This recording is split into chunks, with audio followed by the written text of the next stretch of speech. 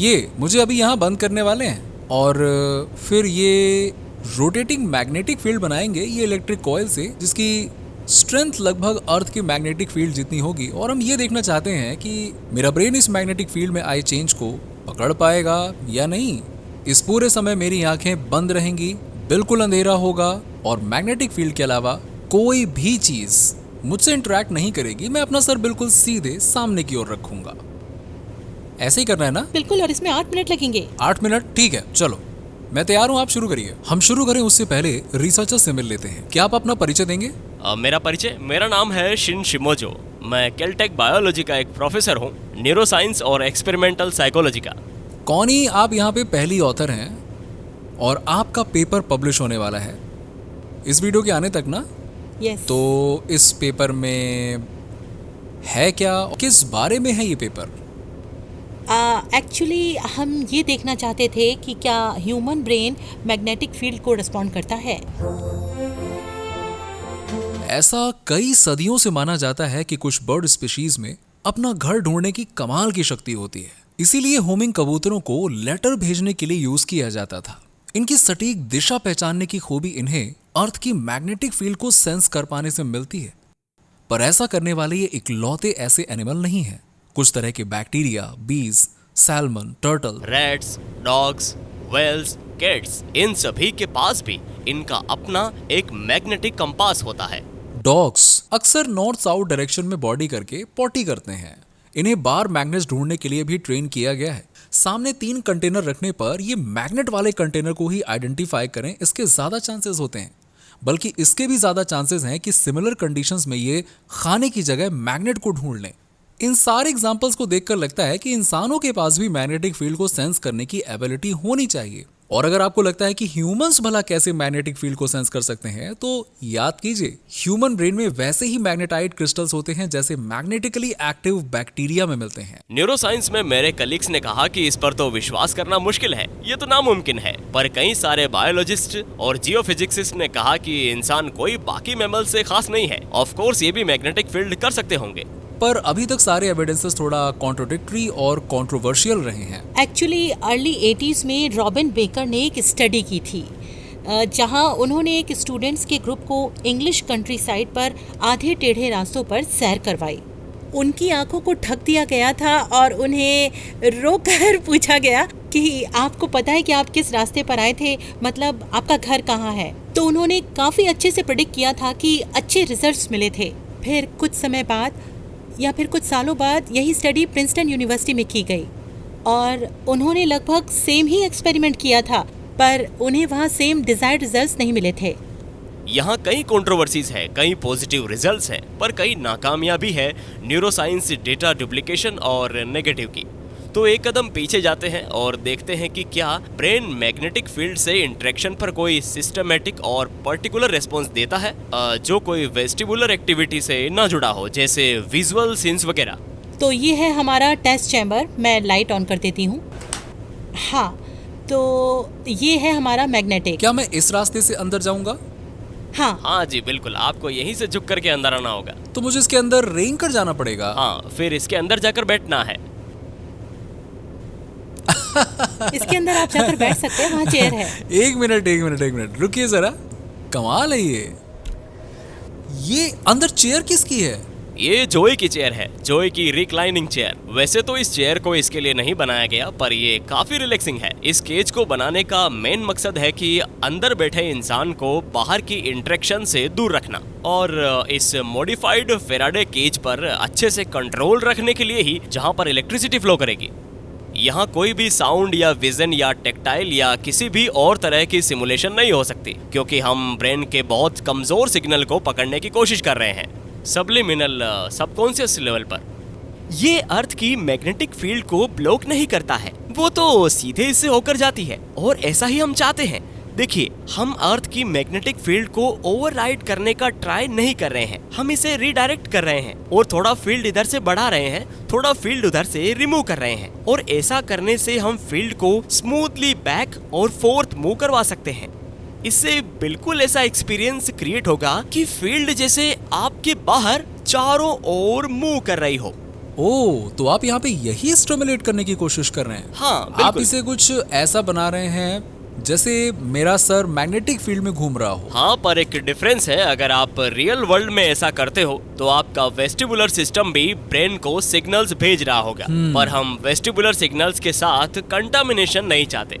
इसलिए हम एक आर्टिफिशियल सिचुएशन बनाएंगे जिसमें इस तरह के कोई सिग्नल्स इंटरफेयर नहीं करेंगे, जैसे वेस्टिबुलर सिग्नल्स। क्या मैं इसके अंदर जा सकता हूँ? हाँ, बिल्कुल जाइए। ओके। आपको कौन रोक सकता है?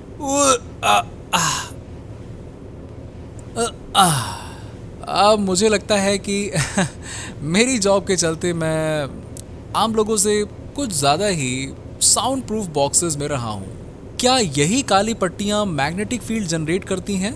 नहीं नहीं, वो तो किसी दूसरे एक्सपेरिमेंट के लिए है। एक्चुअली यहाँ जो ये चीजें दिख रही है ये मैग्नेटिक कॉइल्स है।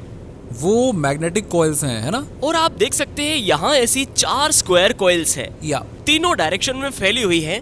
ये एक तरह की नेस्टेड 3 एक्सिस कॉइल है। इसे डिजाइन किया गया है चेंबर के अंदर किसी भी डायरेक्शन में मैग्नेटिक फील्ड क्रिएट करने के लिए, और सेंटर में भी जहां आपका सर या टॉर्सो होगा। इसे यूनिफॉर्म फील्ड क्रिएट करने के लिए बनाया गया है जहां कोई ग्रेडियंट्स या कर्व्स ना हो। तो यहाँ पे मैं अपने साथ एक कंपास लाया हूँ जिससे जब मैं यहाँ बैठूँ तो मैं बदलती हुई मैग्नेटिक फील्ड को देख सकूँ। ओह, ये तो काफ़ी बड़ा शिफ्ट था। तो यहाँ 2 तरह की रोटेशंस होंगी, एक क्लॉकवाइज और एक एंटी क्लॉकवाइज, और कुछ ट्रेल्स पर कंट्रोल के लिए मैग्नेटिक फील्ड बिल्कुल चेंज ही नहीं होगी। ऐसे में हम कंपेयर कर सकेंगे उन ट्रेल्स को जहाँ मैग्नेटिक फील्ड रोटेट हुई और जहाँ मैग्नेटिक फील्ड में कोई बदलाव नहीं आया। तो मेरे साथ भी कुछ ऐसा होने वाला है, पर बिल्कुल अंधेरे में। हाँ, और अब मैं चाहूंगी कि आप अपने लेफ्ट हैंड से इसे यहाँ थोड़ा पकड़ कर रखें जिससे आसानी यहाँ हो। माथे पर? हाँ, थोड़ा पकड़िए। इस कैप पर 64 इलेक्ट्रोड्स हैं जो मेरे ब्रेन आप की comfortable तो इलेक्ट्रिकल एक्टिविटी को रिकॉर्ड करेंगे। आपको नहीं लगता कि इस कैप से मैं और स्टूपिड लगूंगा? आप बहुत स्मार्ट लग रहे हैं। जब आप जागे हुए आंखें बंद किए होते हैं तो डोमिनेंट सिग्नल अल्फा वेव्स का होता है। ज्यादातर लोगों में ये 10 हर्ट्ज पर आता है। ये छोटी टेढ़ी मेढ़ी लाइंस देख रहे हैं, ये 10 हर्ट्ज पर सेकंड पर हो रही है और ये अल्फा वेव्स हैं। यहाँ पर देखिए, हम आपकी अल्फा वेव्स मेजर कर रहे हैं जिन्हें आराम और कभी कभी झपकी का इंडिकेटर माना जाता है, पर नींद का नहीं माना जाता। और जब आप कुछ नोटिस करते हो जैसे कोई विजन या ऑडियो, तो अल्फा वेव्स जो होती है वो सरप्रेस हो जाती है। इससे हमें पता चलता है कि ब्रेन ने कोई सेंसरी सिग्नल डिटेक्ट किया है। तो इस एक्सपेरिमेंट का मेन गोल है ये पता करना कि क्या मैग्नेटिक फील्ड के रोटेशन की वजह से अल्फा वेव्स ड्रॉप होंगी। मैं केज के अंदर जाने वाला हूं।